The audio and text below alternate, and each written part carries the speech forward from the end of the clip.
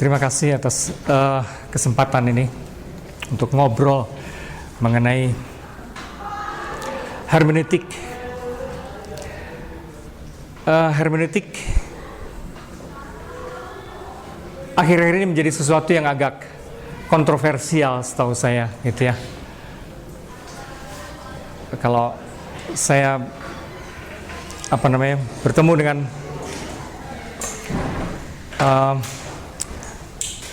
orang-orang dari bermacam-macam agama, gitu ya, selalu ada semacam kecurigaan juga terhadap hermeneutik itu. Apa gerangan hermeneutik? Dan saya mengerti sih mengapa gitu. Tapi saya kira pada kesempatan ini bagus juga untuk didudukkan perkaranya. Kenapa mesti jadi kontroversial hermeneutik? Sebenarnya hermeneutik itu ada dua konotasi ya. Yang satu dalam artian yang sangat umum, dalam arti yang luas. Yang satu lagi dalam arti yang sempit.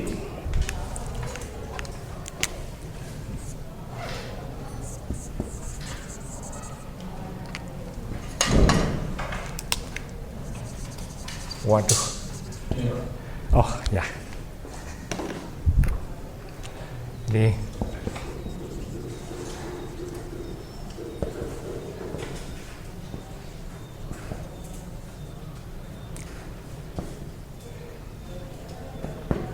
Jadi ada dua konotasi sebenarnya dalam hermeneutik itu. Yang pertama adalah arti luas. Dalam arti luas sebetulnya segala pemikiran mengenai penafsiran gitu loh. Dan itu sudah dimulai sejak Aristoteles ya. Artinya 2500-an tahun yang lalu orang sudah berpikir menafsir itu apa gerangan gitu kan. Arti luas ini adalah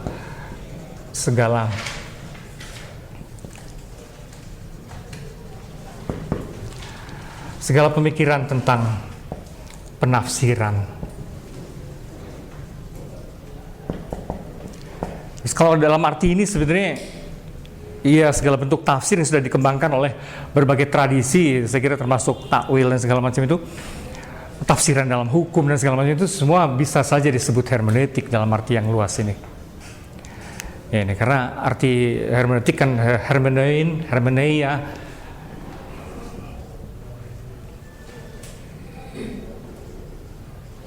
Dalam bahasa Yunani, hermenein artinya ya penafsiran. Arti katanya ya menafsir, gitu ya.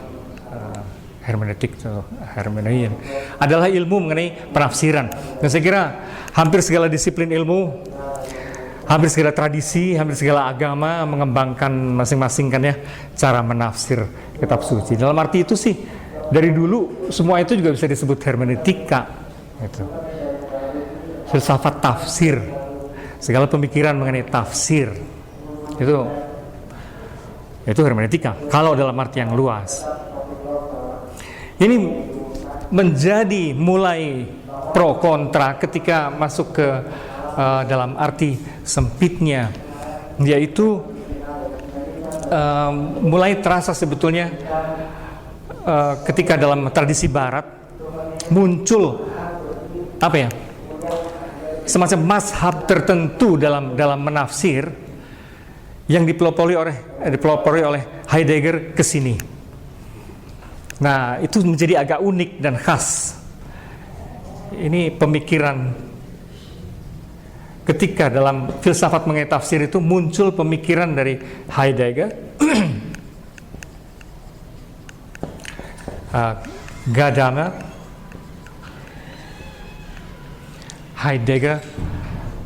Gadamer, lantas Paul Ricoeur,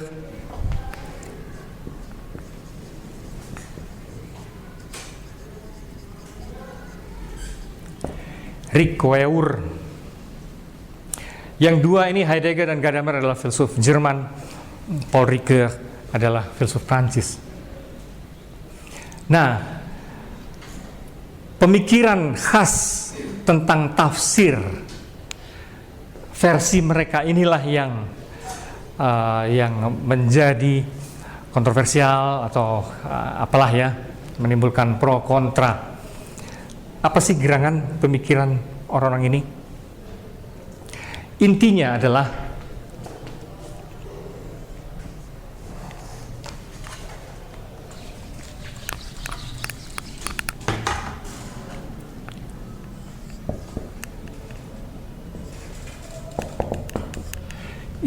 kalau agak dipukul rata aja, tentu saja Heidegger sebenarnya berbeda dengan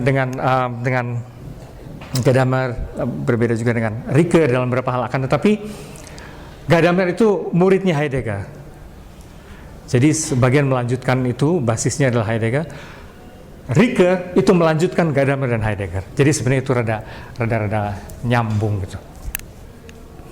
Ya, intinya apa? Intinya pertama-tama adalah bahwa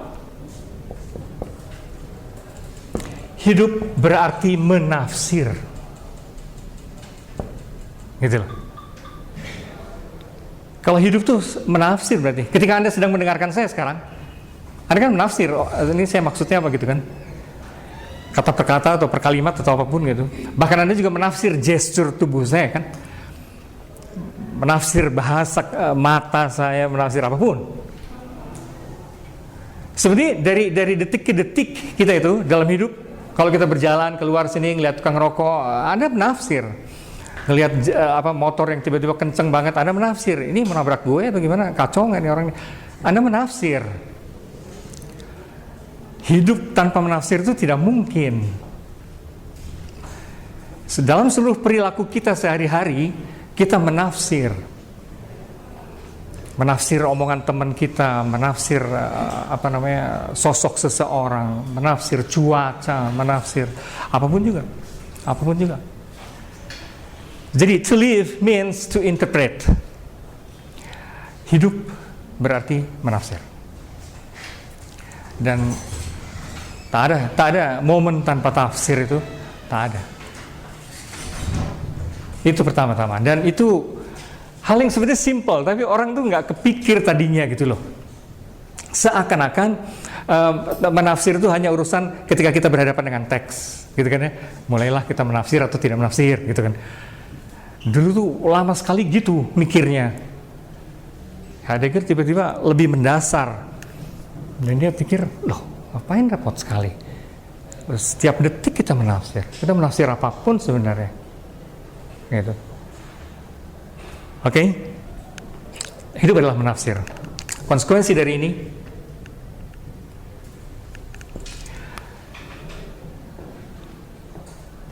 mulai rada serius konsekuensinya. Tak ada hal dalam dunia manusia yang tanpa tafsir.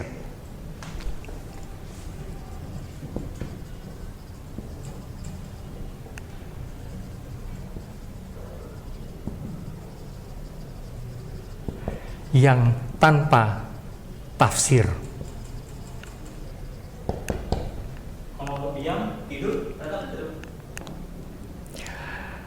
Konon bahkan bawah sadar kita pun, kalau kata siapa nama itu, Jacques Lacan, psikolog Jacques Lacan, bahkan bawah sadar kita pun bermain-main, memang tidak selalu menafsirkan kata, tapi menafsirkan imaji, gambar. Gitu loh. Dalam bawah sadar pun kita bermunculanlah imaji, memori sih sebenarnya, memori dari segala pengalaman dicampur aduk di situ. Dan tampang dari memori itu apa? Imaji. Dan imaji pun sebetulnya kalau kita di situ merasa takut tiba-tiba dalam mimpi kita merasa takut, merasa senang, merasa apa, itu kan sebenarnya akibat tafsiran. Tanpa tafsir yang disadari ataupun tidak, kita tidak bisa bereaksi. Padahal kita selalu bereaksi kan. Bahkan kalaupun tidur kita bereaksi. Gitu. Tapi bahwa ada gerakan-gerakan tertentu yang nyaris otomatis. Jadi kalau kita nyetir motor atau makan, kita juga nggak mikir. Masuk gitu kan ya, nggak mikir gitu kan. Udah masuk, dikunyah berapa kunyahan, dan enggak. Kita masuk aja makan, dan jalan juga jalan, kanan kiri enggak juga. Kesannya dalam beberapa hal dalam hidup kita ada sesuatu yang otomatis, tapi itu pun otomatis karena tafsiran kita, pengertian kita tentang itu sudah terlanjur jadi. sehingga kita tidak perlu lagi sama dengan kita pindah-pindah gigi kalau naik motor ataupun mobil, seakan-akan tanpa tafsiran karena kita sudah hafal gitu loh. Awalnya menafsirkan, ketika kita belajar kita menafsirkannya, tapi lama-lama sudah menjadi kebiasaan, jadi otomatis gitu. Tapi terutama memang pada tingkat kesadaran, ketika kesadaran kita jaga, ketika kita tidak sadar gitu, ketika kita sadar, maka mau tidak mau dengan berbagai cara kita menafsir. Seringkali memang tidak sistematik, tapi still kita menafsir gitu kan ya. Nah, di sini mulai menjadi agak seperti problem ya. Di sini mulai agak menjadi seperti masalah. Karena apa? Karena dua hal.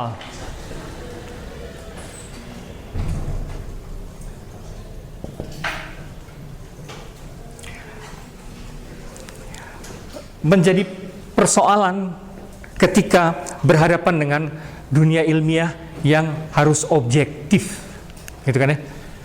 Objektif, objektivitas ilmiah itu memang menjadi masalah loh. Kok masa sih segala hal ada tafsiran? Kalau gitu objektif itu apa, gitu kan ya?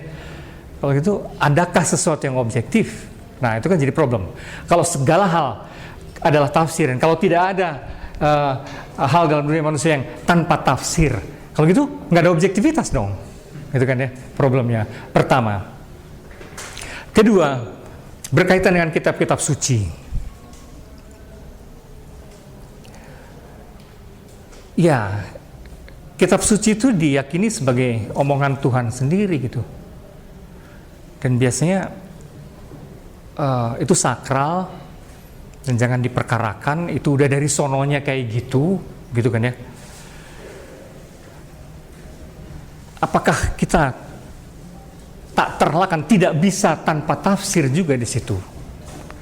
Di sini problem sakralitas kitab suci. Sakralitas kitab suci.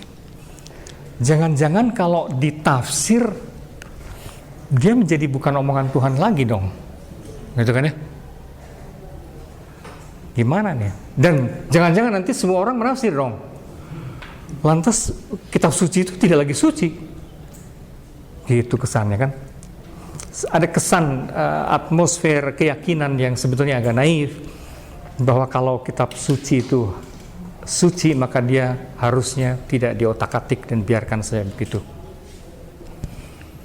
Ya, dua hal ini menjadi soal.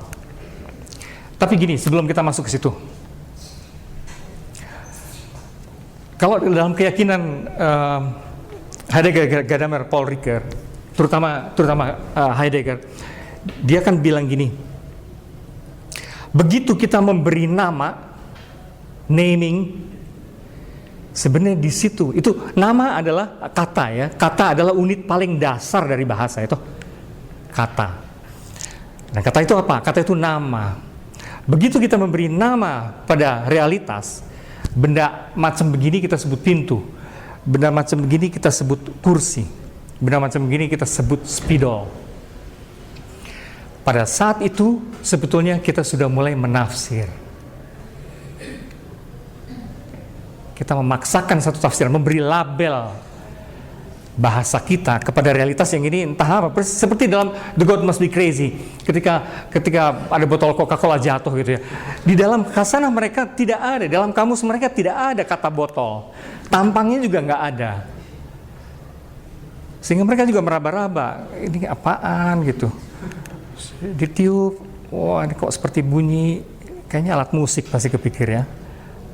Pakai bikin makanan roti bisa, kayaknya ini alat masak gitu kan.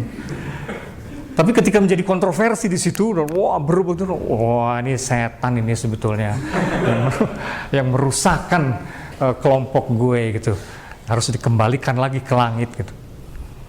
Mereka berhak loh seperti itu, karena tidak ada kosakata yang mereka punya, dan mereka nggak pernah mengenal benda aneh itu, gitu. Jadi maksudnya mereka mau sebut itu alat musik ya boleh. Mereka akhirnya mau sebut itu dewa juga boleh aja sih gitu ya. Karena mereka tidak punya referensi untuk itu.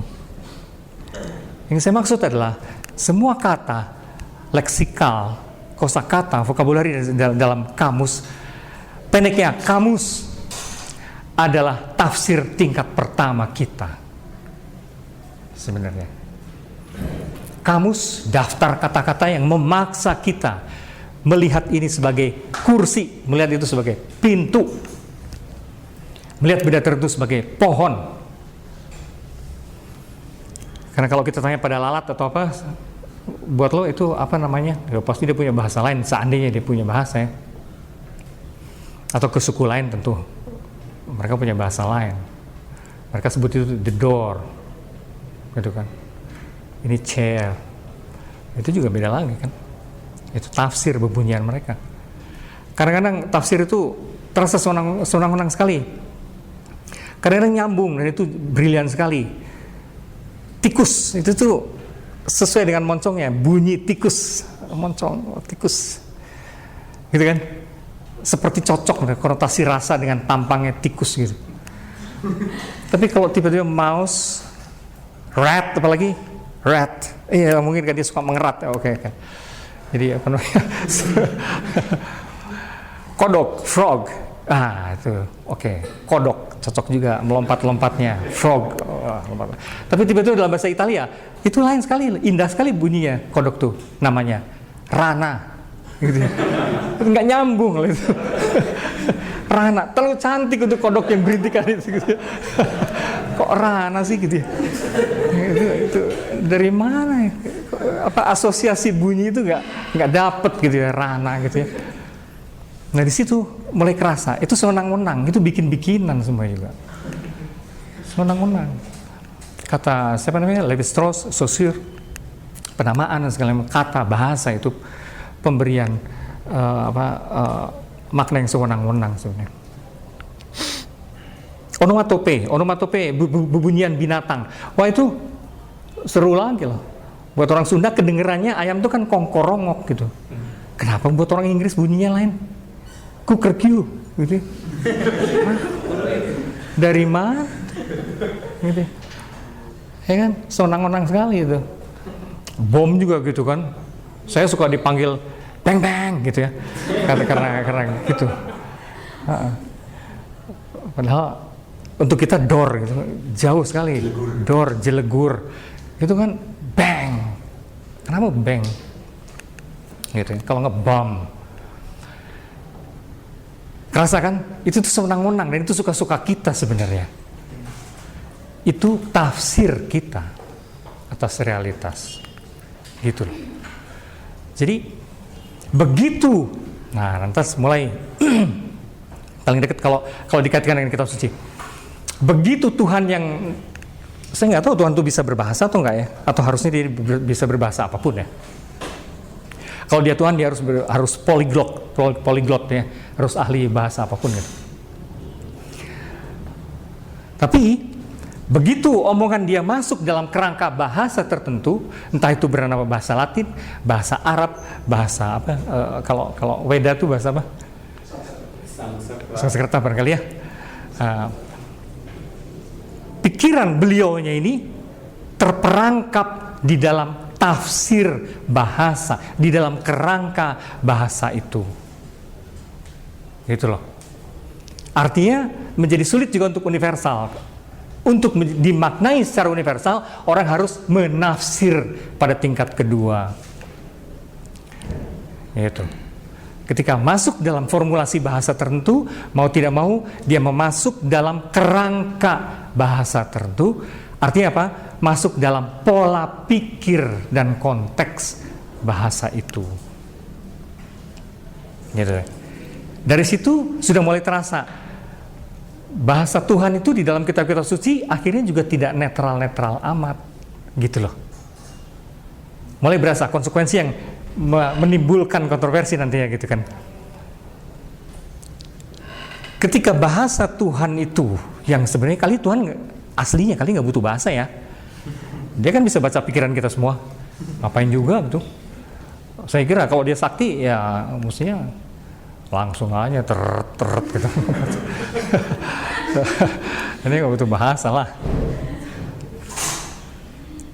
Tapi kali supaya orang tuh ngerti ya, oke, dia mewujud dalam bahasa tertentu. Cuman begitu masuk dalam bahasa tertentu, jadi masuk dalam alam pikir tertentu. Bahasa masalahnya adalah alam pikir. Jadi, ini kamus, kemudian adalah struktur bahasa. Nah, baik kamus maupun struktur bahasa adalah alam pikiran khas.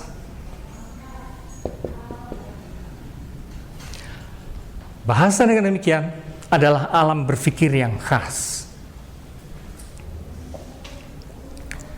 Di sini bagus sekali omongan Mas Komar ini. Di mana ya? Di halaman 71. Dia bilang ya, sekedar contoh, kata Allah dari segi bahasa Arab masuk kategori laki-laki. Itu dalam struktur bahasanya ya. Atribusi maskulinitas ini diperkuat lagi karena Rasulnya Muhammad juga laki-laki. Ditambah lagi kenyataan historis sosiologis posisi wanita waktu itu dalam banyak hal memang terbelakang. Sehingga wacana ketuhanan dan paham keislaman mengesankan sangat memihak pada sifat dan kepentingan kaum laki-laki. Maka gambaran surga pun lebih diperuntukkan bagi kaum laki-laki. Kebayang gak tuh? Surga yang terus diimajinasikan sebagai apa gitu ya.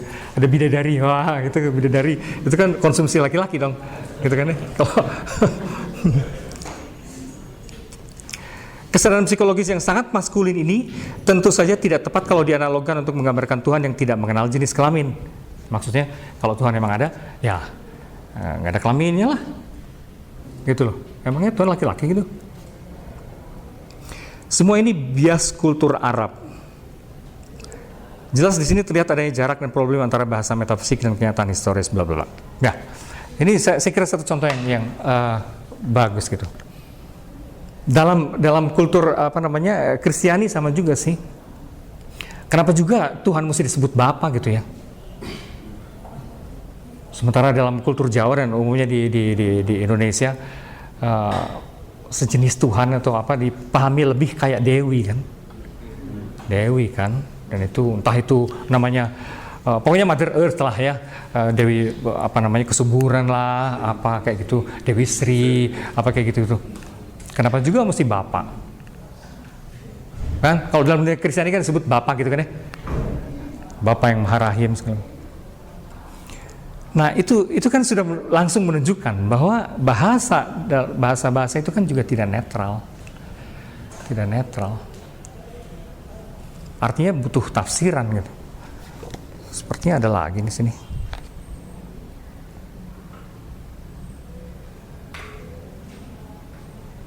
Ya, oke. Ya itu menunjukkan bahwa ada, itu jelas di situ. Ada faktor kebudayaan di situ, gitu. Ada faktor alam berpikir setempat di situ yang masuk di dalam kalimat-kalimat dalam kitab suci. Jadi, kalaupun mau dimaknai, orang kepengen mengerti kitab-kitab suci itu, tapi dari suku-suku bangsa yang lain, mau nggak mau kan harus ditafsir dong. Mau nggak mau harus ditafsir. Ini kenapa juga, dan boleh dong diperkarakan, kenapa juga Bapak ya? Kenapa juga Allah itu laki-laki, maskulin gitu? Dan sekarang saya tahu banyak kaum feminis Muslim yang mempersoalkan itu. Kenapa juga ini kerangkanya mesti sedemikian patriarkal gitu kan ya? Kenapa seluruh cara berpikir apa itu kok patriarki sekali gitu? Kenapa? Emangnya Tuhan maunya gitu? Nah, itu boleh kan dipersoalkan dong. Gitu, jadi mau tidak mau, kalau memang cara berpikirnya seperti ini lantas ke sini. Apakah menafsirkan tuh mengganggu sakralitas, gitu kan ya? Itu. Nanti di beberapa kasus saya selalu ditembak begini. Ini semua yang diomongin Pak Bambang itu kan semua kalau penulisnya tuh manusia. Kalau penulisnya Tuhan kan lain. Loh, saya bilang, kalau penulisnya Tuhan, lebih gitu lagi, lebih butuh tafsir lagi.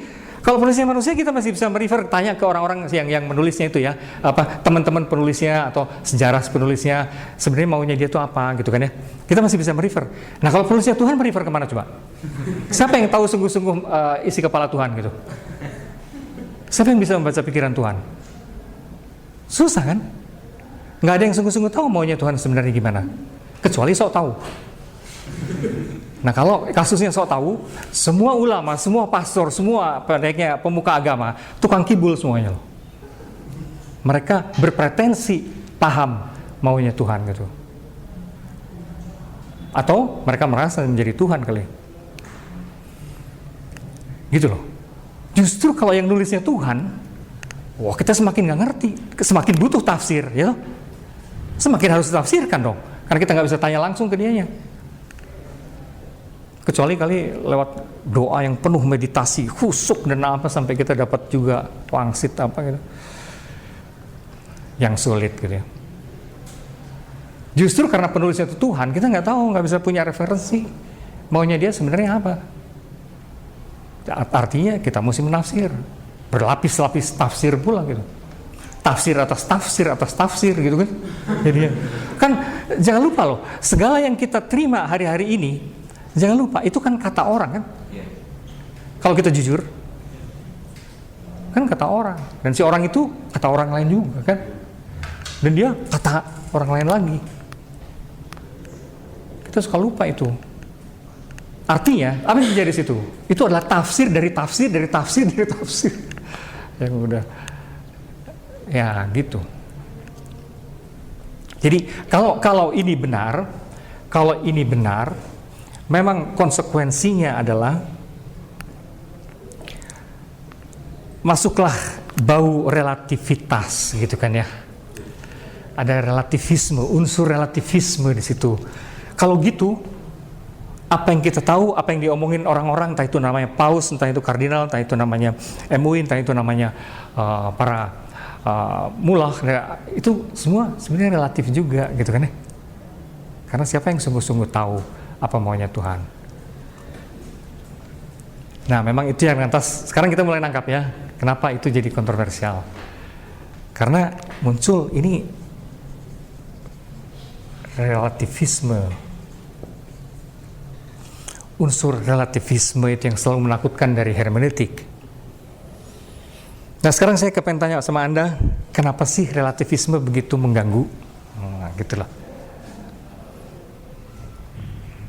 Kenapa when it comes to relativism kita wait a minute gitu kan ya. Kenapa sih? Sok, saya mau tanya dulu supaya kita rada ngobrol. Manusia merasa perlu satu pegangan sandaran, sehingga kalau ada banyak dia merasa tidak nyaman. Tapi itu kan kebutuhan psikologis saja kan? Kebutuhan psikologis aja sih. Ya, karena insecure. Padahal psikologi yang matang harusnya juga berani melihat kenyataan kan, bahwa loh, nyatanya meskipun Tuhan yang satu, tampilnya banyak kok gitu loh. Atau kita kan terus-menerus begini, tetap Tuhannya satu dan ajaran yang benar juga cuma satu. Artinya apa? Yang lain nyingkir, harus gue punya gitu. Dan itulah sumber kekerasan terus-menerus dalam sejarah yang dilahirkan oleh agama. Dan dengan cara itu agama terus merusakkan dirinya.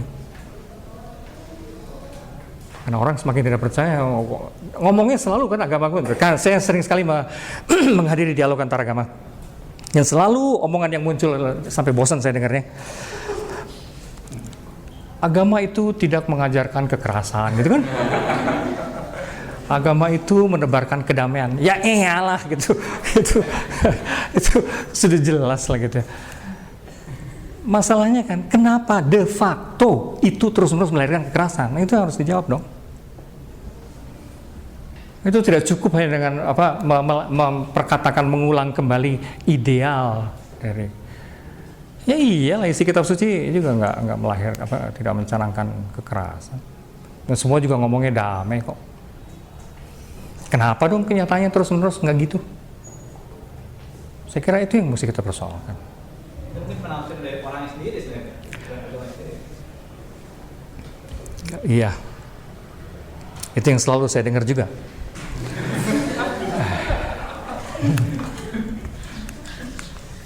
Kali maksudnya ada orang, ada sistem gitu ya.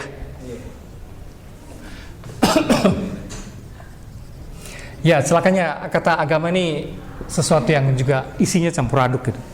Kalau kita bicara agama memang kadang-kadang masuknya ada sistem, ada orangnya.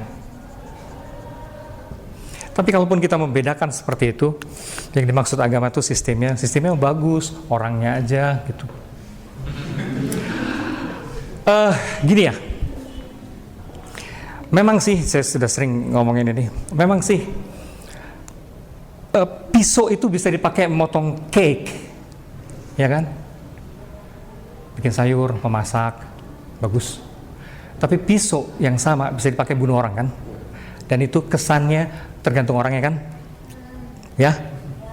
Oke. Tidak sepenuhnya benar. Tidak sepenuhnya benar. Itu dimungkinkan dipakai membunuh orang karena konstruksi si pisaunya juga tajam.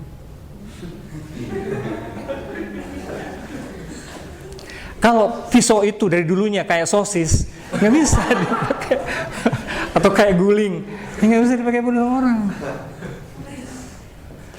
Tapi karena struktur si pisau itu sendiri memungkinkan untuk dipakai membunuh orang, maka terjadilah pilihan bagi orangnya untuk bisa juga membunuh. Dengan kata lain, tidak sepenuhnya karena ini. Si sistem ini juga memberi kemungkinan bagi ini. Konkretnya, di dalam hampir semua agama ada juga ayat-ayat yang keras. Gitu loh. Ada juga struktur organisasi dalam agama itu yang memungkinkan orang anggotanya melakukan kekerasan. Ada juga struktur. Nah, oke, sistem itu apa? Sistem dogmatik. Sistem itu berarti dalamnya adalah kitab suci, sistem ini. Ada sistem sosial. Ada bahkan sistem ritual. Nah, keempat-empatnya ini sebetulnya bisa saja mengandung unsur-unsur yang memang melahirkan kekerasan. Gitu loh. Entah itu namanya ayat, entah juga apa memang sistemnya. Gitu. Persis seperti zaman komunisme dulu. Komunisme itu tujuannya luhur loh. Jangan salah loh. Itu sejenis utopia keselamatan yang mau sama rasa sama rasa sama rata. Itu tuh maunya gitu kan. Itu indah sekali loh sebetulnya. Tapi terus mereka menciptakan sistem kemasyarakatan sedemikian yang kayak sel dan segala macam itu yang memang keras. Yang di atasnya tuh partai ya, maka sebenarnya ada otoritarianisme partai, sehingga semua yang di bawahnya tuh dipantau. Nah, mau tidak mau dalam sistem seperti ini, para agen partai di situ menjadi ganas juga. Sebab dia juga bertarung, dia diawasi sama atas juga, dia juga menuntut ke bawah, di bawah juga gitu loh. Sistemnya juga memaksa mereka jadi keras, gitu. Ya, jadi sebenarnya tidak bisa sedemikian dipilah sih, gitu ya. Itu ini mempengaruhi ini, tapi ini juga mempengaruhi ini. Nah, pendeknya, sebetulnya agama dalam arti sistem-sistem ini, terutama kitab suci dan doktrin yang dilahirkannya, bagaimanapun itu tuh gini loh, kan tidak sepenuhnya juga bikinan Tuhan gitu. Saya kira salah satu yang bisa mengganggu dan menyulitkan kita adalah membayangkan bahwa ini tuh agama dalam artian ini seakan-akan bikinan Tuhan gitu loh, sepenuhnya gitu loh. Saya kira, dan itu juga saya kira yang dengan bagus diuraikan di sini bahwa apa ya? Bentar.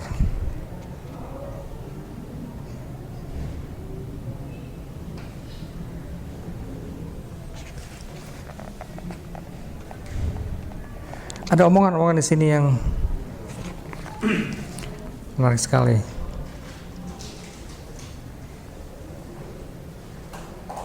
Ini kayak si Mas Komar ini menyebut, oh ini nih. Oleh karena itu, kita sebaiknya menerima dan memahami makna gramatikal dan literal dari narasi kitab suci apa adanya. Bisa juga kita menduga-duga kemungkinan yang lain bahwa apa yang disebut kitab suci seperti Al-Quran sesungguhnya bukan kalam Tuhan in toto itu totalitas keseluruhannya, dan verbatim itu seakan-akan apa namanya betul-betul orang hanya kayak kalau Anda notulen, bahkan bukan notulen, kalau notulen itu kita masih menafsir ya, kesannya kan pendiktean gitu kan ya, didikte lantas itu verbatim. Kitab tersebut sudah merupakan produk bersama yang di dalamnya terdapat gagasan Tuhan yang kemudian dipahami dan diterjemahkan oleh Muhammad ke dalam lisan Arab. Itulah sebabnya dengan mengikuti asumsi ini, Al-Quran mengenal konsep asbab al-nuzul, di mana isi dan pesan Al-Quran memiliki hubungan dengan konteks sosial dan situasi psikologis pribadi Muhammad dan sebagainya. Kira-kira seperti itu. Jadi seringkali justru yang mengganjal dalam memahami hermeneutik adalah anggapan seakan-akan bahwa kitab suci atau bahkan mungkin doktrin tertentu itu semua murni dari Tuhan dan seakan-akan tidak dicampur tangan manusianya. Saya kira itu yang penting dari hermeneutik kalau kita percaya ini sebetulnya adalah itu, mengingatkan bahwa kitab-kitab suci bukan hanya Al-Quran saja, karena ini juga menjadi persoalan dalam kitab suci Kristiani. Sama kalau bahas Bible sama juga sih persoalannya, lama sekali diyakini kitab suci Bible juga gitu ya, itu sebagai seakan-akan seluruhnya dari Tuhan dan itu suci dan gitu, nggak ada campur tangan manusia di dalamnya gitu. Nah, ketika hermeneutik sudah lebih awal menyerbu dunia barat, apa boleh buat lah dalam segala hal. Kristianitas itu karena di dunia barat, jadi sudah kena pukul duluan gitu kan ya, pertama-tama gitu. Mereka sendiri juga panik awalnya gitu kan ya, ketika melihat ini. Tapi pelan-pelan juga dibukakan bahwa memang sih ada banyak unsur manusiawi, konteks sesaat itu dan segala macam yang ikutan campur, itu tidak apa-apa gitu. Kalau kita mengenal itu pun tidak apa-apa. Hanya yang mesti kita ubah adalah kesuciannya. Kitab suci itu, konsep sucinya itu di mana saya kira kita harus ubah dan cara melihatnya sedikit lebih kompleks gitu kan ya. Pak. Ya. Saya jadi teringat sebuah buku yang ditulis oleh, kalau tidak salah, George Barton yang berjudul When Religions Become Evil. Kembali lagi kepada agama yang dipetakan dalam sebuah sistem dan orang. Secara pribadi, saya lebih setuju kepada pendapat yang pertama bahwa kita harus berani split, kita harus berani dikotomis bahwa sebetulnya yang permasalahannya bukan sistem, tapi adalah orangnya. Karena orang tersebut yang menciptakan sistem. Sebagai sebuah contoh misalkan, dalam Al-Quran ada kata kita, sebuah kelompok mendefinisikan kita sebagai sebuah perang. Tapi kelompok yang lain mendefinisikan kita sebagai sebuah ketegasan. Nah, orang yang mendefinisikan ketegasan, dia tentu akan lebih toleran terhadap orang lain. Lain halnya dengan kelompok yang mendefinisikan atau mengartikan kita sebagai perang. Dia akan lebih keras kepada orang lain. Jadi saya lebih setuju tidak ada pemetaan orang dan sistem. Saya pikir orang saja kita harus berani mendikotomiskan karena orang yang menciptakan sistem. Oke.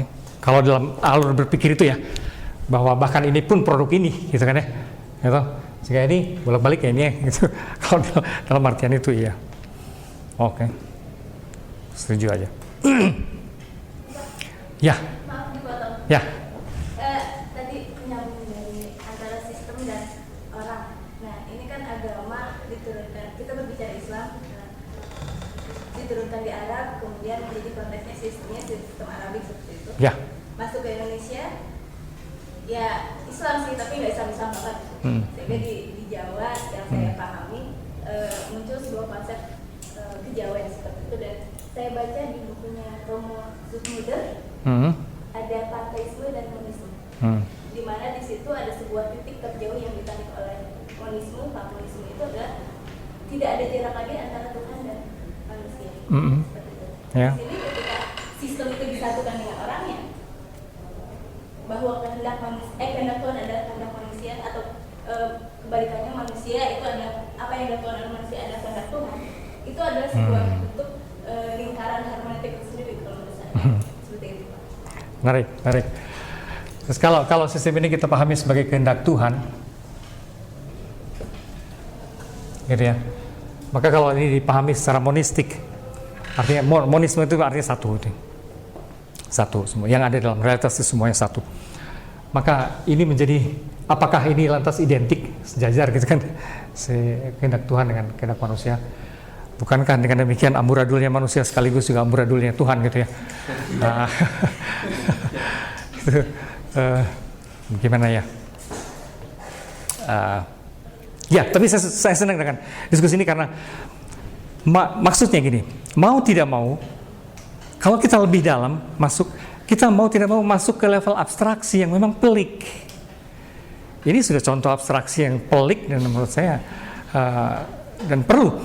Saya kira kelemahan dunia agama ya, dimanapun juga, adalah pola berpikir yang terlalu konkret dan sederhana, sehingga sulit sekali memilah-milah gitu loh. Sulit sekali memilah-milah. Jadi saya kira dunia agama yang sekarang kebetulan jadi kayak primadona gitu ya, di dunia pasca ideologi ini, ketika ideologi sudah ambruk dan ketika segala hal sudah the end gitu kan, sudah the end of ideology itu, agama seringkali membayangkan dirinya sebagai jalan ketiga atau apalah. Fine, tapi dengan catatan agama mesti artinya sikap-sikap penghayatan beragama, cara berpikir dalam kehidupan keagamaan mesti naik kelas dulu ya, karena itu baru dia bisa menjadi primadona dan apa namanya. Kalau enggak, terus-menerus akan menjadi sumber bencana terus-menerus. Salah satu persoalan dalam dunia penghayatan keagamaan adalah cara berpikir yang terlampau sederhana. Karena saya kira jasa kemodernan itu lewat tradisi penulisan dan pola berpikir logis dan diskursif ya, seperti yang dibangun oleh modernisme. Itu apa jasanya? Jasanya membuat pemikiran makin sophisticated ya, makin kemampuan berpikir abstrak itu menjadi sangat tinggi. Dan itu banyak perlunya. Karena dengan cara itu kita memahami secara lebih kompleks ya, tidak sederhana. Ya, saya kira kita bisa berdebat panjang lebar sekitar sini. Entah, karena ada juga kelompok yang akan mengunggulkan sistem, gitu kan ya. Ada juga yang mengunggulkan ini, ada yang macam-macam. Tapi ya saya kira kita tahu maksudnya bahwa intinya adalah, kalaupun tadi ada anggapan bahwa orangnya, tetaplah itu artinya bahwa tafsiran tidak bisa dihindari, gitu kan ya. Poinnya kan itu. Oke, fine, orangnya. Tapi itu tetap berarti tafsiran itu nggak bisa dihindari. Bagaimana kita bisa menghindari tafsiran? Apalagi, catatan berikutnya adalah bahwa masalahnya, kaitan dengan sakralitas ini, masalahnya adalah kitab-kitab suci itu bahasanya tidak jelas dengan sendirinya, gitu loh. Itu problem. Isinya tak selalu otomatis jelas.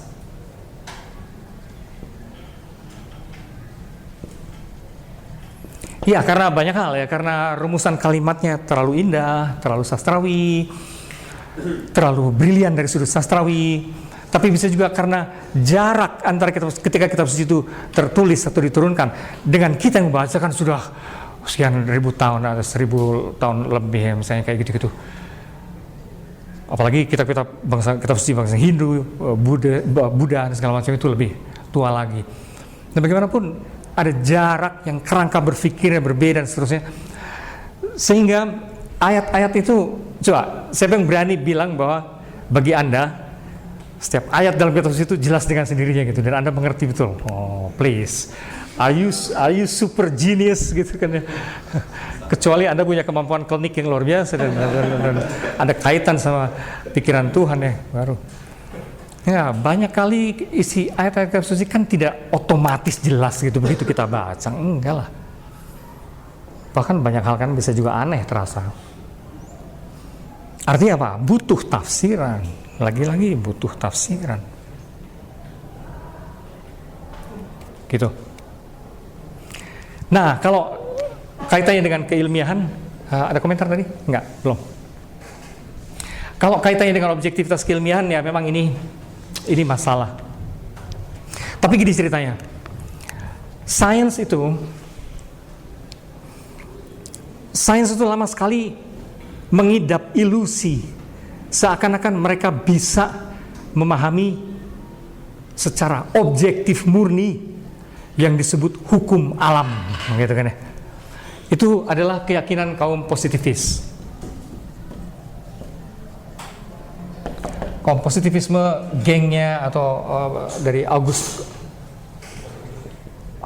Comte. Auguste Comte yang sampai sekarang diidap oleh para ilmuwan.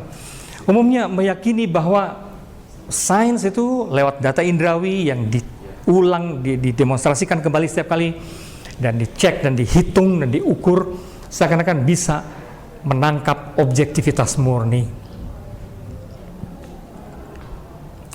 Dan atmosfer seperti itu, dan objektivitas murni itu disebutnya pede sekali hukum alam gitu. Nah, suasana macam ini mengimbas juga ke dunia agama. Orang juga berpikir bahwa harus objektif seperti itu. Karena apa? Karena alam berpikir sains macam ini ditularkan sejak kecil di sekolah. Lewat sistem persekolahan di seluruh dunia, bahkan sejak TK gitu, kelas 1 sampai sekarang, itu alam berpikirnya kan kayak gitu. Celakanya kan ujung-ujungnya di akhir abad 20 melalui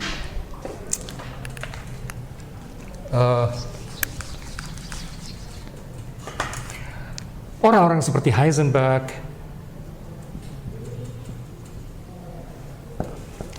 Einstein. Saya kira Anda yang di bidang fisika lebih paham ini dan bisa membantu saya.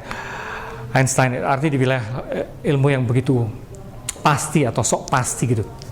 Nah, ya karena dulu akar induk yang menjadi pegangan dan pilar dunia sains bagaimana fisika dan matematika ya. Itu pegangannya untuk objektivitas. Tapi di akhir abad 20 ternyata bahkan orang-orang ini, para tokoh ini pun ditambah para filsuf ilmu seperti siapa namanya, Thomas Kuhn, belakangan itu Thomas Kuhn, Feyerabend dan sebagainya, banyak.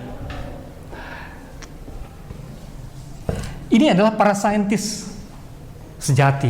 Mereka bukan amatiran, gitu kan ya. Tapi mereka ini menemukan bahwa ternyata kita selama ini berilusi. Karena posisi si observer, posisi si ilmuwan, posisi si pengamat itu selalu ikut menentukan hasil apa yang diamati sebenarnya. Dulu kita mengira, para saintis mengira seakan-akan bisa netral sekali gitu kan ya. Objektif, ternyata tidak. Ketika si posisi pengamat tuh pakai kerangka tertentu, dia dapatkan bahwa unit terkecil dalam realitas itu ternyata bukan benda, bukan partikel, atom gitu ya, tapi gelombang gitu kan ya. Gelombang, dan gelombang tuh imaterial, bukan partikel. Tapi dalam kerangka tertentu yang lain, orang juga menemukan bahwa atom memang partikel, gitu ya, benda juga. Jadi apa? Dalam ilmu yang sama, fisika, dengan penelitian ketat yang sama, dengan metode yang sama ketatnya, melahirkan dua hal yang persis berbeda. Yang satu bilang inti terdasar seluruh kenyataan ini material, yang lain bilang imaterial. Lah ini gimana? Itu kayak bilang ini terdasar realitas adalah hitam, yang lain bilang putih gitu. So what? Artinya perspektif dan kacamata si observer ikut menentukan binatang itu bakal nongol kayak apa tampangnya gitu. Persis seperti kalau kacamata kita hijau, seluruh realitas akan tampil hijau. Kalau kacamata kita kuning, ya toh, semua jadi tampak kuning kan? Nah itu disadari makin hari oleh para ilmuwan yang paling pekat sekalipun gitu. Dan bahkan di bidang matematika pun lama-lama disadari. Kenapa juga 2 plus 2 harus sama dengan 4 gitu. Dan kenapa juga jumlah sudut dalam segitiga berapa? 180 derajat. Kenapa enggak 175? Kenapa ini tidak 3 gitu? Ternyata belakangan baru disadari. Itu semua kan konvensi. Itu kan kenyamanan. Dalam realitas tidak pernah sepasti itu juga gitu. Pada tingkat yang lebih dalam. Memang sih kalau kursi plus 1 kursi ini tampang kelihatannya 2. Tapi pada tingkat lebih dalam, gen bapak dan gen ibu A dan B misalnya gitu ya. Ketika menjadi Anda, itu Anda tuh tidak hanya semata-mata A, B loh. Selalu ada unsur aneh yang tidak perpaduan dari bapak ibu itu, yang bagi bapak ibu pun itu menjadi asing gitu. Kenapa anak gue jadi begini gitu ya? Artinya apa? Perpaduan antara gen A dan B jadinya itu C. Tidak dempetan AB gini. C, sesuatu yang sama sekali lain. Ya. Karena itu ya, objektivitas sama yang terakhir, kan ada orang biasa dia menggunakan chaos teori chaos yang malah udah fuzzy ya, ini udah nggak dengar itu lagi. Nah, lama-lama para ilmuwan ini lama-lama melihat dan menyadari dari ini semua. Pertama, mereka melihat relativitas. Artinya bahkan ilmu yang paling sangat sok pasti pun akhirnya mentoknya gitu. Ya relatif lah gitu ya. Ternyata. Tapi lama-lama memang mereka melihat realitas tuh lucu sih sebenarnya. Dalam banyak hal, realitas tuh chaotic, tapi bergerak persis di antara order dan chaos gitu loh. Realitas itu dari sini. Mereka akhirnya menemukan juga realitas itu ternyata kompleks, bahasanya mereka kan. Theory of complexity. Kompleks. Realitas itu kompleks. Artinya apa? Bisa dilihat dari segala sudut sih sebenarnya. Dan kompleks itu ujung-ujungnya apa? Kompleks itu antara lain dia selalu mondar-mandir dengan cara aneh gitu antara chaos dan order, antara kekacauan dan tatanan, keterpolaan, antara kekacauan dan tatanan gitu. Dan di tengah itu nampaknya realitas itu selalu menafsir kapan kacau, kapan kacau, kapan tertata. Inilah di sini nih ada tafsir. Artinya bahkan sel-sel kita pun menafsir. Mana yang cocok untuk melestarikan gen tertentu ya, DNA tertentu, kondisi mana, dan dia akan cari-cari itu. Menafsir. Dan ketika jangan lupa loh, ketika sel-sel di dalam embrio ibu membelah, apa yang mereka lakukan sebenarnya? Mereka saling menafsir loh, saling menafsir. Udah membelah segini, udah segimana loh? Udah belah segini, udah sekian minggu gitu kan ya. Terus siapa bikin mata? Lo bikin mata, gue bikin telinga, lo jantung, apa nggak menafsir? Terus mereka berkembang. Udah sejauh mana? Jantungnya pas apa nggak? Kadang-kadang cacat gitu ya. Tapi umumnya kan pas gitu kan. Nah, sinergi yang pas itu antara jantung model begini dengan golongan darah tipe begini dan kayak gitu itu semua pas sekali. Apa yang terjadi di situ? Ada komunikasi tafsir yang luar biasa antar molekul, antar sel di sini yang ini masyarakat canggih sekali gitu loh. Sebenarnya.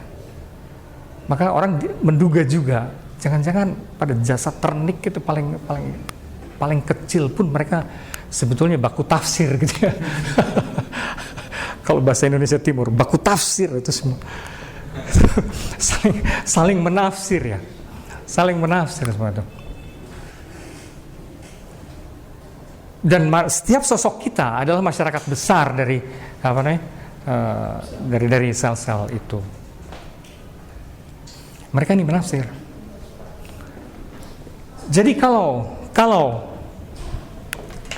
contoh paling simple, kalau Anda murulukin apa namanya beras ya,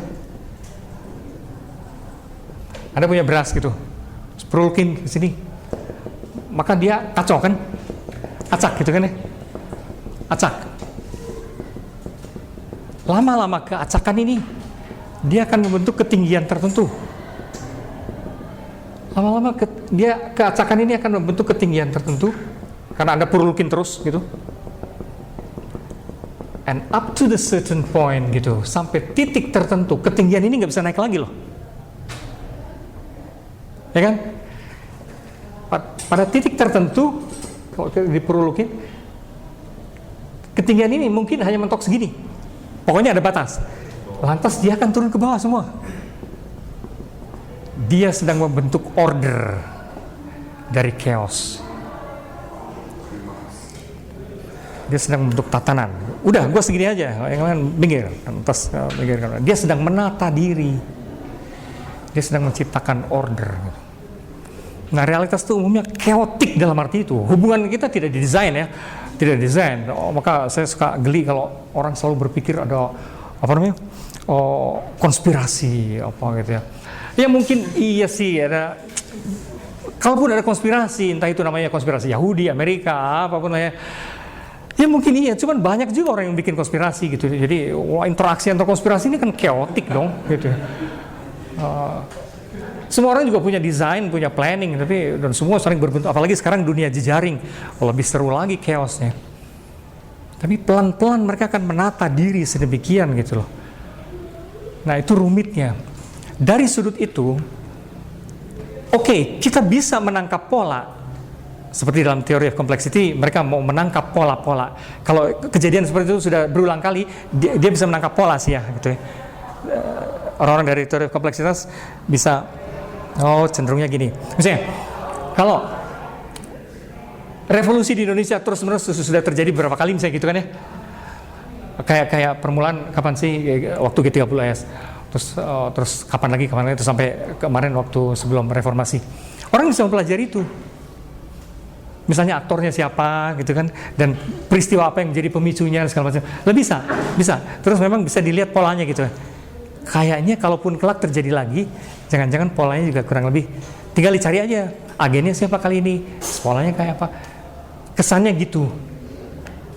Mungkin sampai batas tertentu bisa working ya, bisa nyambung lah kira-kira. Tapi pada titik yang lain juga interaksi itu kan tidak sepenuhnya terprediksi. Itu sebabnya, masih ingat nggak Anda semua? Tahun-tahun 80-an sampai 90-an tuh banyak muncul futurolog ya. Dan ilmu futurologi itu muncul di situ, ada Alvin Toffler lah, siapa namanya? Aberdeen, terus apa lagi? Ya, Tuhan Biasa. Ada banyak futuris. Tapi sekarang nggak lagi loh. Kecuali orang klinik ya. Karena apa? Karena peristiwa-peristiwa makin tak terprediksi. Siapa yang bisa menduga bahwa hari-hari ini Portugis dibeli oleh China? Karena sekarang beberapa negara di Eropa kan lagi bangkrut. Negaranya tidak bisa membiayai lagi kehidupan ekonomi di dalam, dan juga tidak bisa membayar utang. Tidak bisa bayar utang. Dan dari dulu misalnya salah satunya Portugis yang paling tertinggal di Eropa. Dan sampai mentok sedemikian, dan muncullah China yang raksasa itu sekarang. Gue bayarin utang lo, tapi gue masuk ke situ, jualan segala macam. Lu jangan alang-alangin. Ya mereka udah tidak berdaya, ya oke aja lah. Bayarin jreng, penyerbu, dan sekarang orang Portugis bingung semua. Kenapa ada banyak orang kuning sini? Ya. Spanyol dalam keadaan kritis. Yunani yang lebih parah sebenarnya. Yunani kepengen juga, China juga sudah menawar Yunani sekarang. Come on, mau kayak itu? Gue bayarin, cash. Tapi gue berjualan bebas itu. Wah, negara-negara Eropa panik gitu. Jangan. Belanda sekarang dengan setengah mati mengerahkan bantuannya ke Yunani dengan cara memotongi pensiun segala macam. Akibatnya orang di dalam negeri Belanda ngamuk gitu. Apaan gue dipotongin demi bantu orang lain? Wah, sekarang lagi krisis dan itu tidak pernah ada yang menduga. Siapa yang menduga juga Lehman Brothers di perusahaan real estate di Amerika yang begitu dahsyat dan hebat sekali dengan kemajuan begitu pesat tiba-tiba ambruk gitu. Dan itu mengakibatkan krisis di dunia barat semua. Saya yang menduga banyak hal tidak terduga hari ini. Karena pola interaksi makin rumit ya, makin rumit. Siapa juga yang menduga bahwa Sinta Jojo yang cuma iseng doang, tiba-tiba kok jadi selebriti? Siapa yang menduga? Atau Prita yang cuma iseng ya, dia curhat nih, itu jadi berita dan wah heboh. Siapa yang menduga? Banyak hal itu unpredictable hari-hari ini,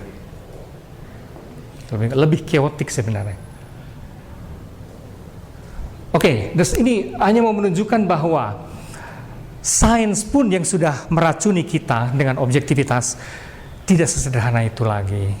Enggak. Sekarang bahkan para saintis pun nggak pede-pede amat untuk bilang temuan-temuannya hukum alam gitu. Oh, ntar dulu lah, gue nggak tahu ini hukum alam apa nggak, tapi probabilitasnya tinggi.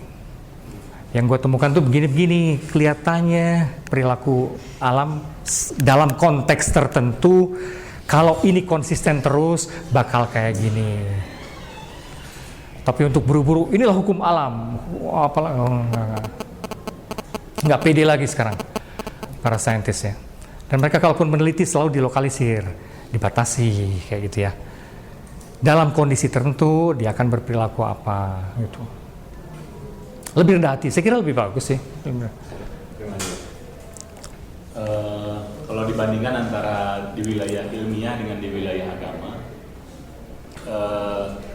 wilayah ilmiah kan meneliti dalam bahasa ini ayat-ayat Tuhan di dalam alam semesta. Nah kan yang di agama itu kalau kita mau persempit gitu ya, pada kitab suci kan meneliti ayat-ayat Tuhan di dalam bentuk teks. Nah tapi kecenderungannya seperti yang dikatakan Pak Bambang, kerendahan hatian itu justru lebih muncul di kalangan sekarang ini ya. Padahal mereka mengamati realitas yang lebih lebih luas gitu ya, dari sisi scope, dari sisi waktu, dan lebih konkret pula. Lebih konkret dibandingkan dengan kerendahan pada wilayah agama yang sebenarnya kan kalau wilayah kajiannya kan sebenarnya cuma teks gitu. Kalau disebut cuman gitu ya, cuman teks. Kalau di Islam misalnya Al-Quran, hadis, kalau di dalam agama lain mungkin ada juga. Tetapi sikap kerendahan hatian itu sulit sekali muncul di wilayah sakralitas kitab suci. Lain halnya dengan yang terjadi cenderungannya pada wilayah ilmiah gitu. Nah, apakah ini karena anggapan yang sudah sangat melekat erat, tidak mau diubah bahwa kitab suci adalah kalamullah kalau dalam bahasa Islam, sehingga nggak mungkin salah? Kemudian relativisme tidak pernah bisa diterima dalam konteks ini, padahal mungkin saja kalau kita menggunakan analogi yang sama, apa yang dinyatakan oleh Tuhan dalam kitab suci, kalau dalam konteks Islam dan dalam Al-Quran, itu juga memiliki keluasan makna yang sama gitu ya, seperti yang ada di dalam ayat-ayat kauniyah, ayat-ayat yang real gitu. Sehingga kemudian yang muncul adalah kerendahan hatian untuk mengakui bahwa kita juga tidak bisa memahami maksud Tuhan dalam teks itu seperti apa adanya begini gitu ya. Jadi objektivitas di dalam memahami kitab suci juga harus dihilangkan kalau begitu. Artinya untuk bisa menghasilkan semacam kerendahan hatian tadi gitu. Kerendahan hatian bahwa dalam teks kitab suci pun itu ada banyak makna, dan makna itu adalah konteksnya penafsiran, dan semua makna yang muncul dari penafsiran kitab suci harus dihargai, harus diletakkan pada posisi yang terhormat gitu. Mungkin begitu. Ya, yang diusulkan hermeneutik tentu ya ke situ, yang terakhir itu bahwa memang justru karena semua itu tidak ada yang tanpa tafsir, maka sebenarnya semua juga tafsiran kita. Masalahnya itu ya kita boleh sih bertarung tafsir segala macam ya, boleh aja. Itu yang nanti mesti diperhitungkan dan dipikirkan. Bagaimana mengklaim satu tafsir lebih daripada tafsir yang lain. Kan tidak berarti bahwa semua tafsir berarti sah. Artinya semua tafsir sama benernya kan? Kayaknya enggak juga deh, kayaknya gitu ya. Tapi pasti ada tafsir yang satu bisa lebih sederhana daripada yang lain, atau yang lain bisa lebih canggih daripada yang satu. Mestinya kan ada dong kemungkinan itu. Itu satu komentar saya. Yang kedua adalah, nah ini yang saya kira masih perlu agak dunia penghayatan agama, saya kira masih perlu tadi yang saya maksud dengan pemikiran abstrak yang lebih canggih itu ya. Karena kalau kita bicara kemutlakan, yang mutlak itu kan Tuhan ya toh. Nah kalau kitab suci tidak mutlak, itu bukan berarti bahwa Tuhan tidak mutlak, bahwa kita bahwa kita seperti menyangkal kemutlakan Tuhan. Dan di situ ada pola berpikir abstrak yang diperlukan. Salah satu yang mutlak adalah Tuhan, dan Tuhan tidak identik dengan kitab suci. Apakah kitab suci identik dengan Tuhan? Kalau Anda menjawab iya, memang kitab suci jadi mutlak juga gitu ya. Ya masalahnya itu, kitab suci itu kan bukan Tuhan kan? Agama juga kan bukan Tuhan dalam arti sistem ini. Bukan kan? Tapi atau gini, cara ini buku tulisan Mas Komar, More in That. Apakah ini identik dengan Mas Komar? Tidak. Bahwa ada beberapa faset dari Mas Komar yang tampil di sini, beberapa aspek dari aspek pikirannya, aspek penghayatan religiusitasnya, atau bahkan mungkin sedikit karakternya terpantul dalam bahasa. Mungkin ya.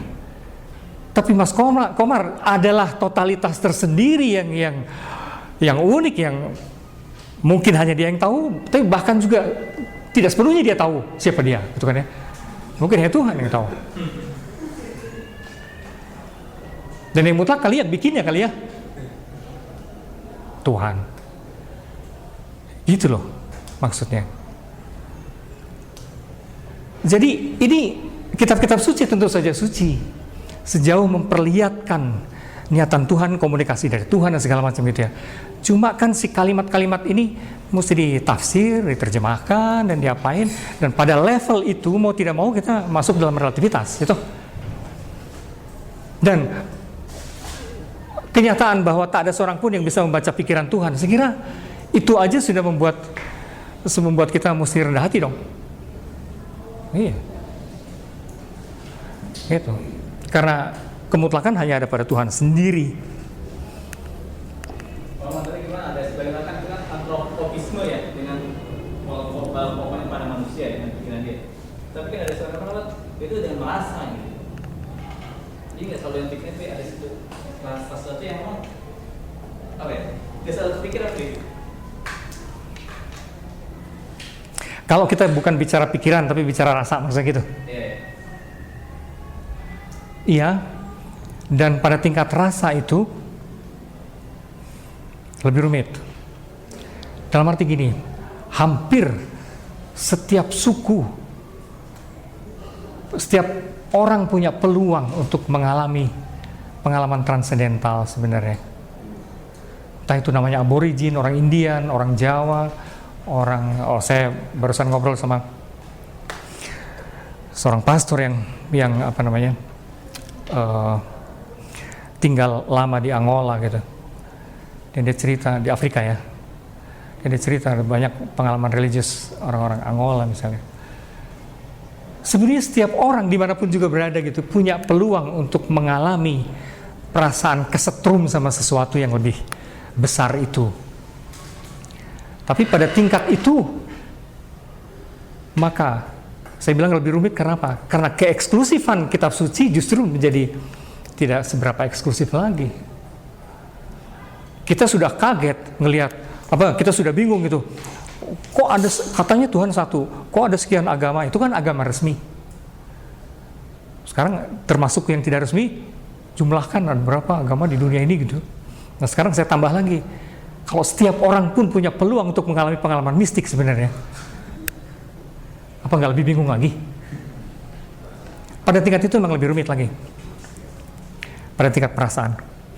Apalagi kalau kita bicara kejawen. Kejawen itu secara epistemologis, unsur di dalam diri kita yang paling tinggi itu bukan nalar ya. Kan kalau dalam kejawen, bukan nalar, tapi rasa pangroso, rasa jati. Rasa pangroso, perasaan yang paling dalam. Wah, pada mereka nih, siapapun yang belajar kejawen, ya akan mengalami kontak langsung dengan Tuhan. Dan kitab suci jadi gak penting. Nah, itu dia maksud saya. Di situ sistem dan kitab suci dan apa? It's not important anymore. Gitu loh. Artinya relativitas itu kan begitu realnya maksud saya. Kita aja suka takut secara psikologis, tapi mau diapain dong emang kayak gitu. Mas? Ya, Pak. Menyambung dari yang tadi, saya jadi teringat ada di dalam kajian tasawuf ada pembagian ilmu menjadi ilmu husuli dan ilmu huduri. Yang husul itu yang dicapai melalui pemikiran, melalui usaha kita, sedangkan yang huduri itu sesuatu yang dihadirkan. Gitu. Nah ini mungkin ada kaitan dengan ini. Orang tasawuf atau mistisisme percaya bahwa dia bisa mengetahui sesuatu tanpa harus melalui proses ilmiah atau proses pengamatan, observasi atau pemikiran, karena apa yang dia ketahui itu sudah semacam dihadirkan langsung gitu. Jadi dia sudah bisa kontak dengan sumbernya gitu. Maka mungkin memang sakralitas kitab suci menjadi lebih kecil pada golongan-golongan ini. Dan dalam setiap agama saya pikir itu ada. Di Islam misalnya kalau golongan tasawuf seringkali memang berhadapan polemik dengan ahli hukum karena persoalan ini, karena mereka kadang-kadang mengabaikan sakralitas kitab suci itu karena sudah merasa bisa berinteraksi dengan sumbernya langsung gitu. Beda. Ya, nah inilah kelemahan saya kira dari tendensi agama-agama besar yang dalam satu sisi memang terlalu kitab suci sentris ya. Seakan-akan yang menjadi penting dalam itu, saya kira kelemahan agama-agama besar adalah itu. Kalau nggak kitab suci, ya ini. Kalau nggak kitab suci, maka doktrin. Kalau nggak kitab suci, doktrin. Itu sampai banyak abai terhadap pengalaman.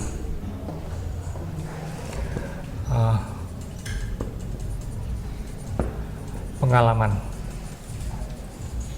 konkret. Saya kira ini persoalannya. Sedemikian sampai umumnya ada kenaifan dalam agama-agama besar itu. Seakan-akan orang selamat hanya kalau sudah secara formal, ritual, resmi masuk dalam keanggotaan itu. Jadi misalnya kalau dalam dunia Kristiani, begitu dibaptis dia, beres urusannya, selamat gua. Mau jungkir balik, mau korupsi kayak apapun, aman, udah garansi. Kalau dalam bahasa Islam saya kira ketika sudah mengucapkan syahadat, aman, sudah on the right track. Jadi apapun itu, nanti kalau ketemu Tuhan juga, gua macam-macam ya, tapi kan gua sudah mengucapkan syahadat. Atau kalau dalam Kristianitas seperti tinggal tunjukin KTP gitu, udah dibaptis,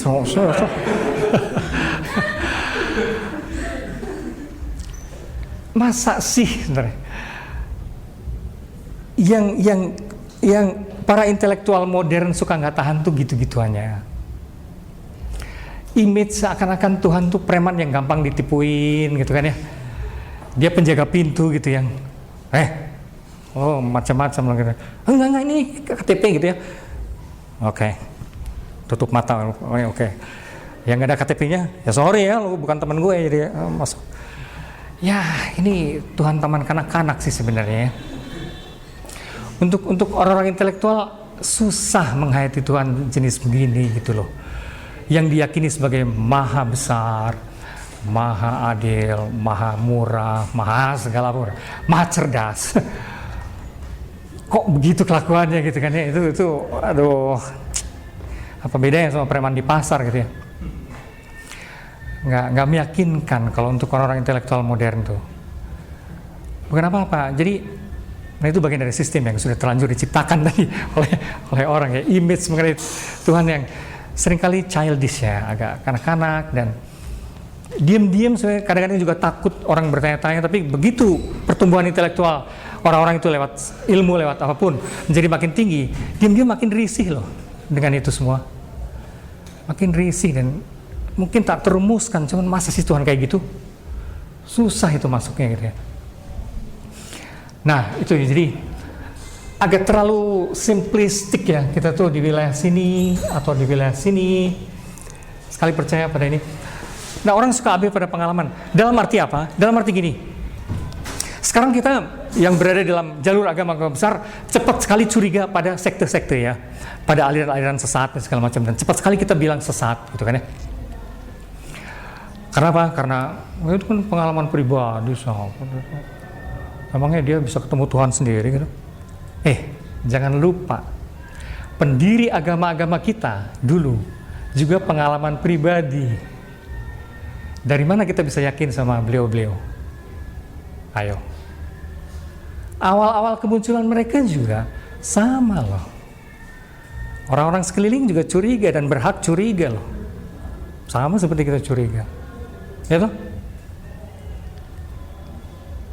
Yesus dan segala macam itu kan bagaimanapun pada awal kemunculannya beliaunya itu kan melahirkan banyak tanda tanya di agama Yahudi kan. Dan saya kira kematiannya disalib dan segala macam sebagiannya karena sulit dimengerti gitu kan ya. Siapa nih orang gitu? Pendiri agama sama juga Siddhartha Gautama dulu kan, waktu awal muncul dalam tradisi Hindu. Ya pasti sekelilingnya juga yang tradisional lihat siapa nih? Kita suka lupa itu. Yang saya maksudkan dengan AB, dengan pengalaman itu. Agama-agama besar juga dulu muncul dari pengalaman pribadi yang kita juga tidak tahu. Cuman karena kita dibilang sama orang-orang, para pengikutnya yang sudah terlanjur dari zaman ke zaman, itu sudah menggelembung menjadi raksasa gitu ya. Geng pengikut, ya kita serem juga kalau melawan-lawan dan mau ngeyel-ngeyel gitu ya. Dan percaya aja gitu, wah ini sudah jadi bagian dari peradaban dunia, ya udahlah gitu. Tapi kalau kita kembalikan ke ranah pengalaman, sebetulnya kita selalu boleh curiga dong. Itu manusiawi sekali dong. Sama curiganya kita dengan orang-orang yang kita bilang ajaran sesat itu. Wajar. Kenapa? Nah, ini juga berpikir abstrak. Ini juga berpikir kompleks. Yang saya kira kita masih harus perlu belajar juga di situ. Memilah-milah. Gitu. Kalau gitu balik ke hermeneutik penafsiran ya. Berarti penafsiran orang yang dari pengalaman batin itu dengan yang rasional itu lain ya. Nah, tak cuma gini juga. Ini pertanyaan bagus. Jadi memang dalam tradisi agama-agama besar pun selalu lahir orang-orang yang mengalami pengalaman mistik seperti itu. Gitu. Ada Al-Halaj, ada siapapun yang mungkin Siti Jenar, mungkin siapa gitu. Orang-orang yang seperti Jalaluddin Rumi segala macam yang mengalami pengalaman sangat intens ya bertemu dengan atau apalah dengan masuk dalam wilayah transendental itu, yang selalu bisa mencurigakan gitu loh. Itu sebabnya orang semacam ini dalam tradisi agama-agama selalu juga berposisi kontroversial. Dalam dunia Kristiani sama. Ada orang yang bernama, kalau pernah dengar, Meister Eckhart. Itu juga sama, dia juga mengalami pengalaman mistik dan segala macam yang wah. Tapi ya dicurigai juga kan. Jadi orang-orang semacam ini yang mengalami jalur langsung karena intensitas pengalamannya, memang mau tidak mau agak bergesekan dengan jalur sistem yang sudah baku. Mau tidak mau, dan menjadi selalu problematis itu. Kedua adalah bahwa orang-orang ini pun sejauh mereka diam barangkali nggak jadi soal. Tapi biasanya pengalaman mistik itu terlampau besar untuk tidak dibagikan, gitu. Orang kan menjadi kecil, orang kan tenggelam dalam samudera ilahi kan, menjadi kecil. Tapi itu pengalaman too huge, too grand, gitu ya, untuk disimpan sembunyi-sembunyi. Orang biasanya suka pengen juga mengungkapkan, gini loh sebenarnya.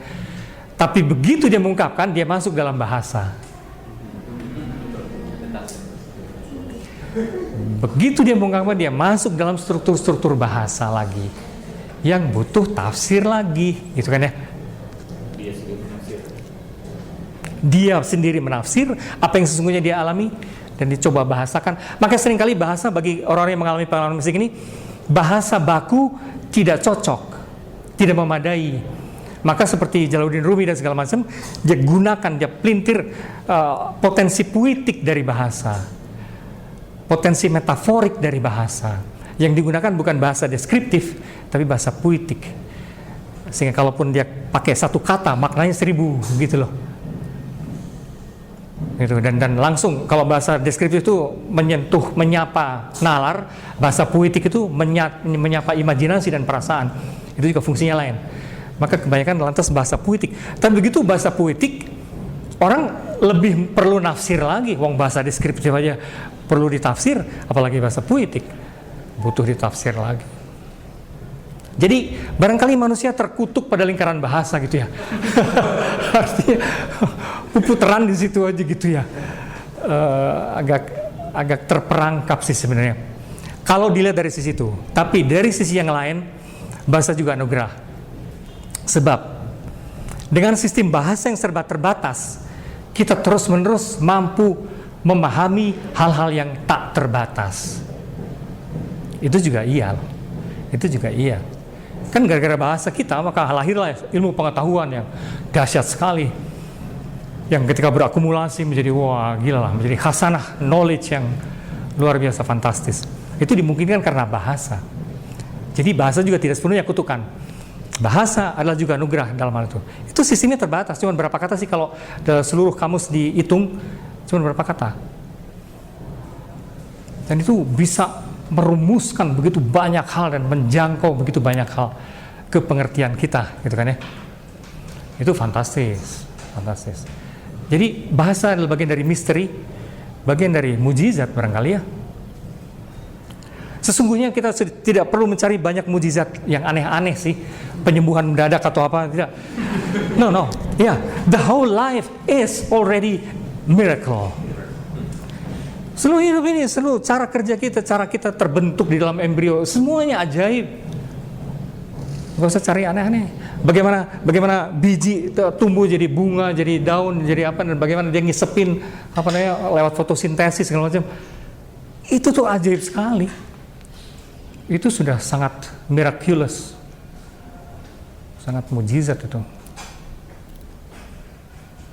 Gitu ya. Kok jadi khotbah ya?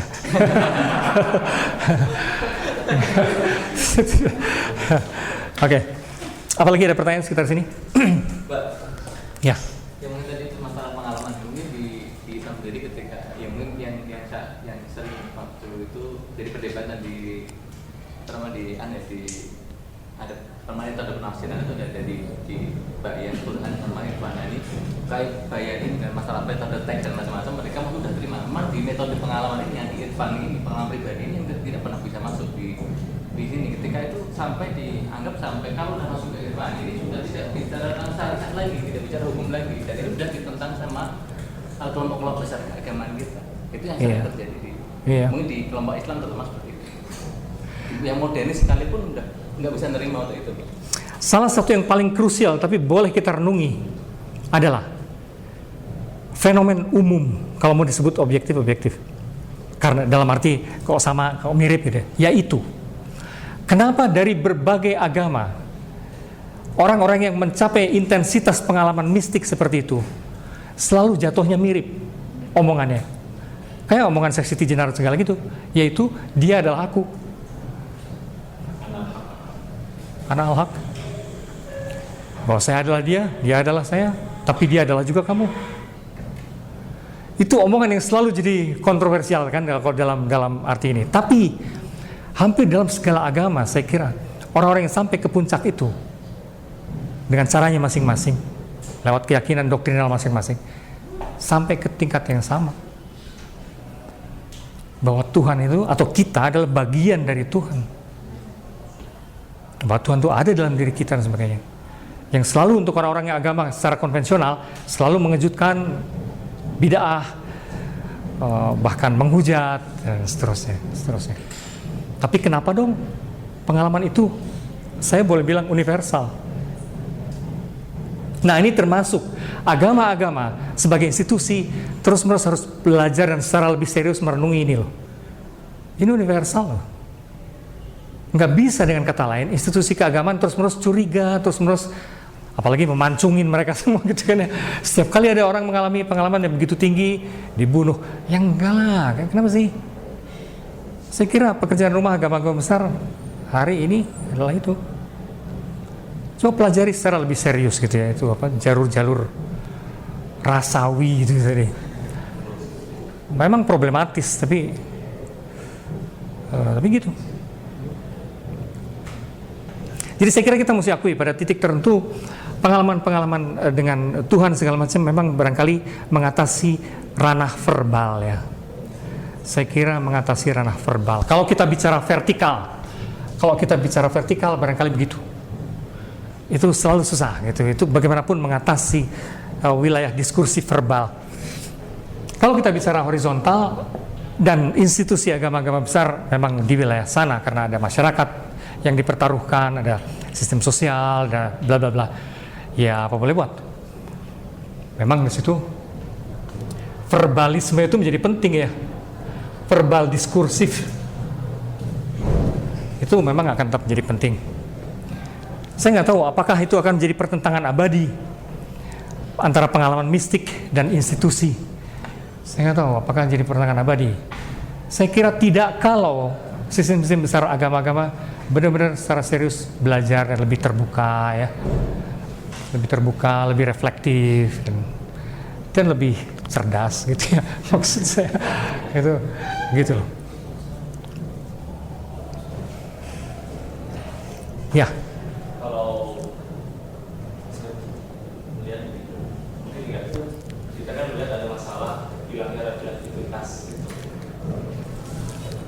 Itu apa karena kemodernan atau memang sejak dulu begitu gitu?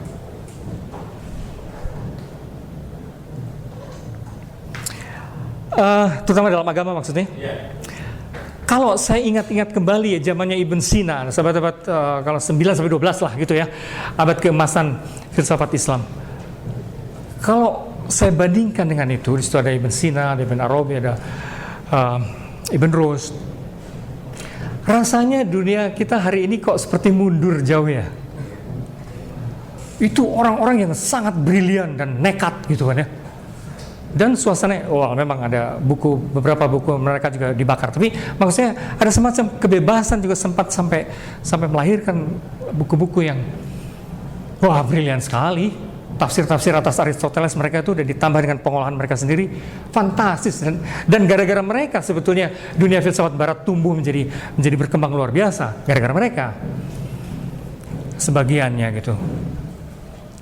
Kalau ngelihat itu, kenapa dong dunia keagamaan sekarang kok malah jauh dibanding itu gitu loh? Apa gitu yang menyebabkan reflektivitas tuh kok malah jadi mundur? Padahal di abad-abad itu dahsyat sekali. Bahkan kalau kita baca untuk zaman sekarang pun, itu pemikiran-pemikiran yang brilian sekali loh. Dan berani gitu loh. Kenapa sekarang malah hampir tidak muncul ya sekaliber mereka gitu ya. Nah itu dalam dunia keagamaan. Sementara dalam dunia luar sekular kemodernan sebetulnya terjadi kebalikannya. Reflektivitas itu sejak abad 16 digenjot terus gitu ya. Segala hal di kemodernan itu gara-gara menggenjot reflektivitas, potensi kekuatan perenungan ulang. Terus modernitas itu sejak abad 16, sejak Descartes adalah optimalisasi terus-menerus potensi daya kritis reflektif.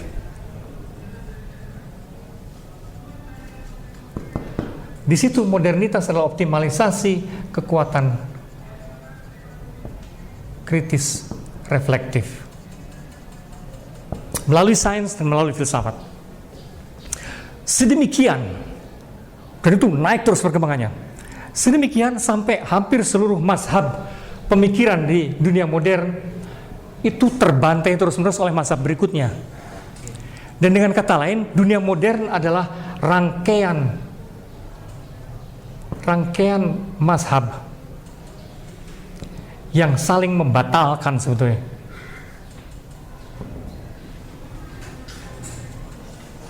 Dengan kata lain, karakter yang lekat sekali dengan reflektivitas modern adalah self-canceling.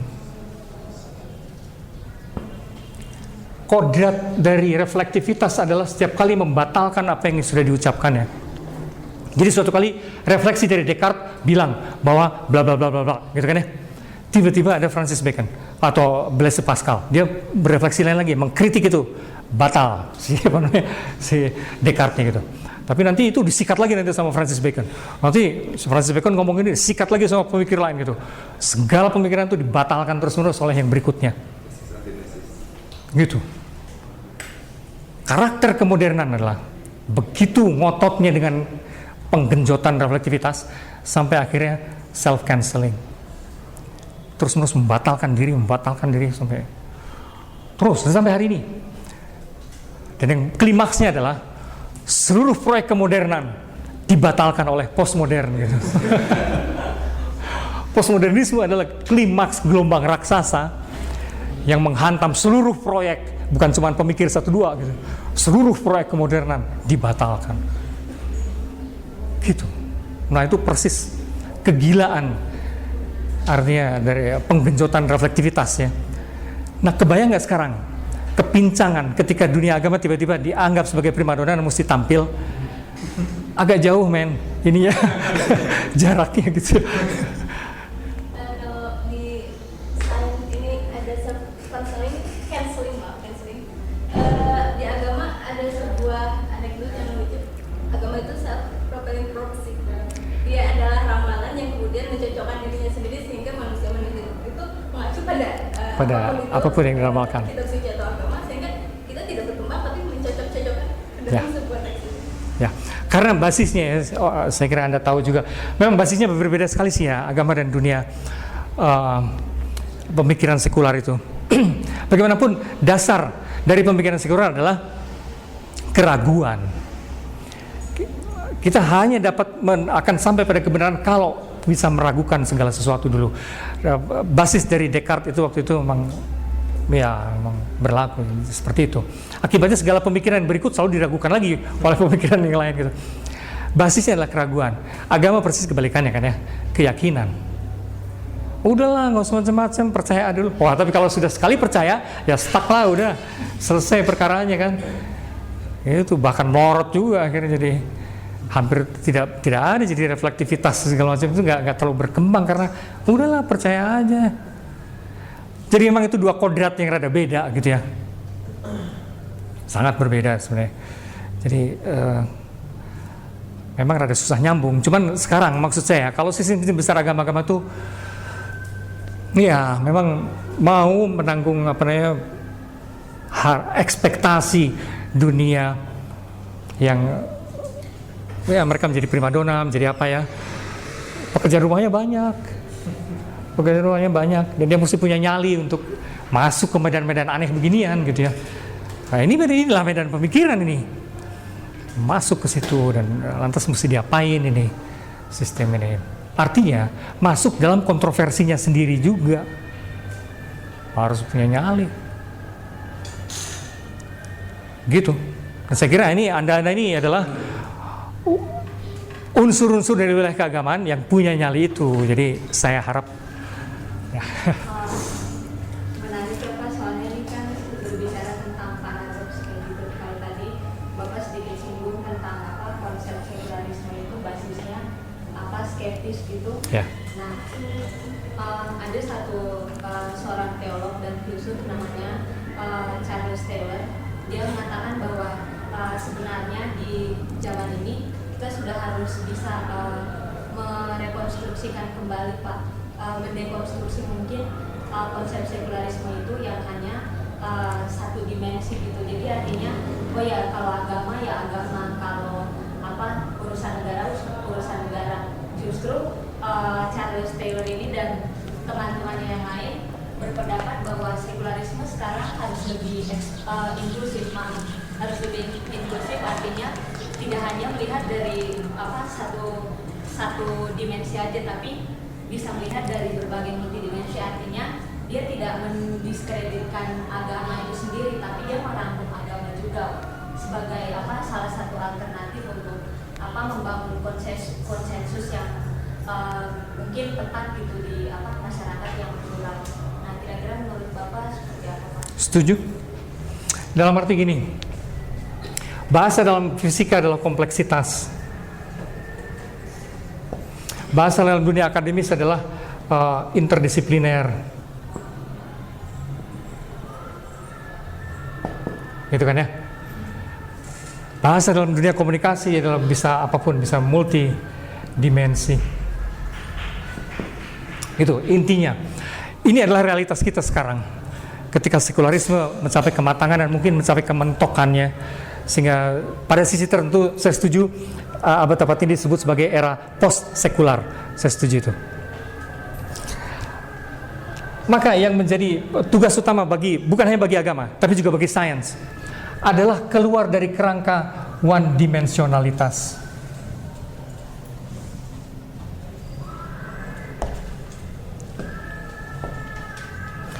Saya kira ini penyakit dari dulu yang diidap oleh sains yang merasa benar sendiri, tapi juga oleh agama-agama yang merasa benar sendiri, kayak gitu ya.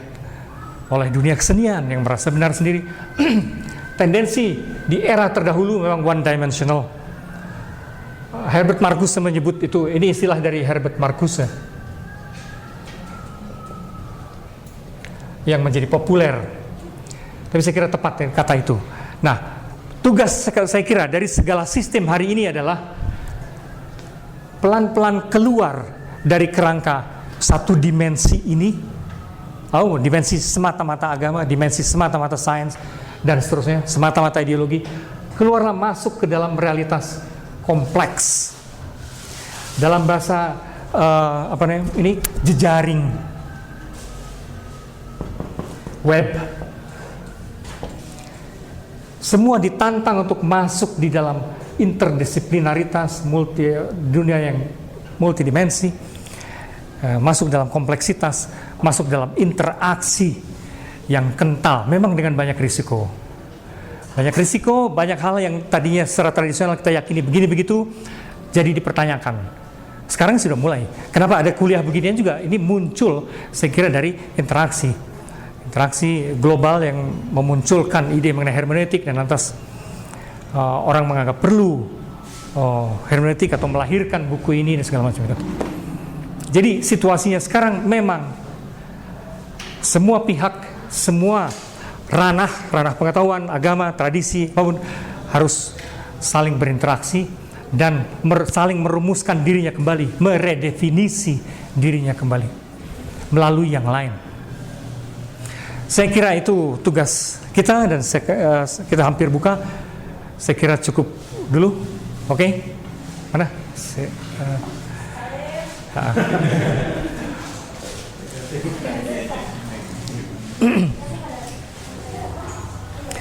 Baik, saya kira silahkan merenungkan kembali ini, hal-hal ini, dan kapan-kapan kalau ada yang perlu ngobrol sama saya, welcome dimanapun. Terima kasih.